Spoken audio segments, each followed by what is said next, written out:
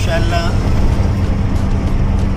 زمونږ جناب مولانا عرفان صاحب او جناب مولانا مختار احمد صاحب، جناب هدایت الرحمان صاحب او دغه رنګې اسامه صاحب، دا در شیخ صاحب او شیخ نذیر احمد صاحب ابټاباد هغې طرف ته په سفر روان دي، اراده یې کړې ده انشاءالله.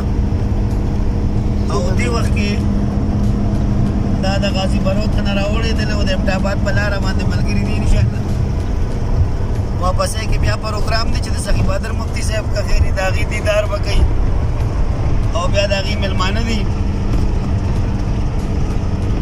تر هغه وخته پورې انشاءالله وخت په وخت به مونږ تاسو سره مخاطب کېږو او د نوې د شیخ صاحب د فرموداتو نه به انشاءالله تاسو خبره وکړو انشاءالله.